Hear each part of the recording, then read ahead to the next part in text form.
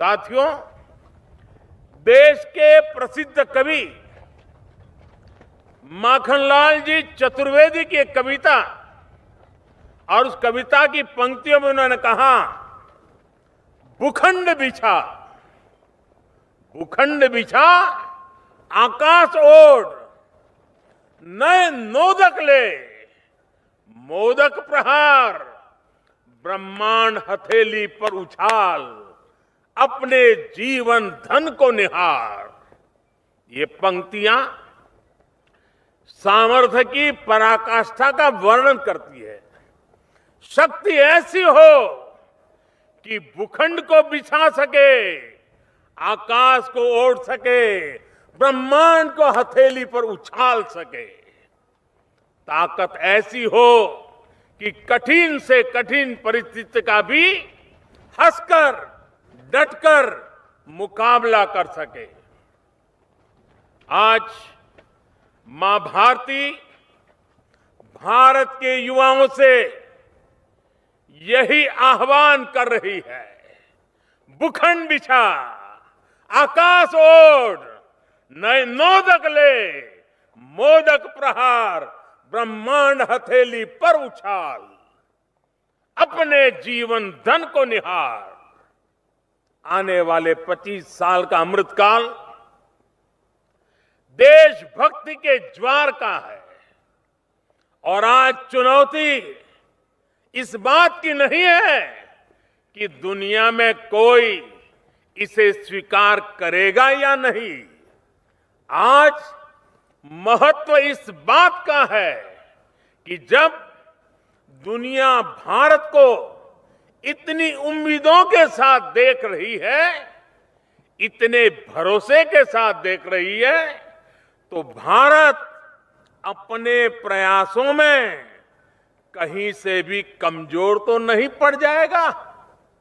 आज आजादी के अमृत महोत्सव में भारत ने जो संकल्प लिए हैं, जो अभियान शुरू किए हैं, वो निरंतर नई ऊर्जा पाते रहें, इसका बहुत बड़ा दायित्व हमारे देश के कोटि कोटि नौजवानों पर है।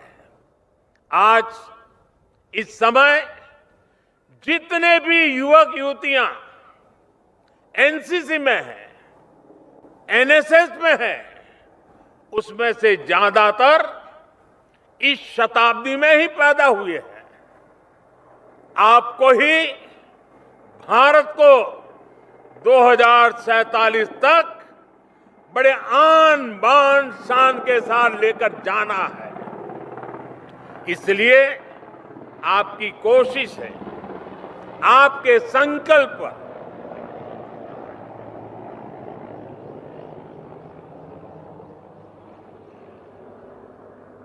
इसलिए आपकी कोशिश है, आपके संकल्प, उन संकल्पों की सिद्धि भारत की सिद्धि होगी, भारत की सफलता होगी। राष्ट्रभक्ति से बड़ी कोई भक्ति नहीं होती, राष्ट्रहित से बड़ा कोई हित नहीं होता। देश को सर्वोपरि रखते हुए आप जो भी करेंगे वो देश के विकास में मदद करेगा। आज हमारे युवाओं ने भारत को स्टार्टअप की दुनिया में टॉप 3 में पहुंचा दिया है। कोरोना के इस संकट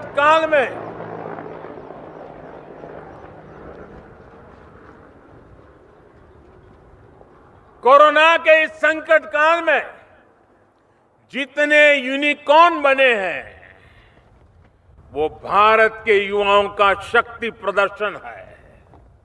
आप कल्पना कर सकते हैं, 50 से ज्यादा यूनिकॉर्न कोरोना काल के दौरान अस्तित्व में आए हैं। और आपको तो पता ही होगा, एक एक यूनिकॉर्न, एक एक स्टार्टअप की पूंजी 7,500 करोड़ रुपए से ज्यादा है। ये क्षमता, ये सामर्थ्य बहुत बड़ा विश्वास जगाता है।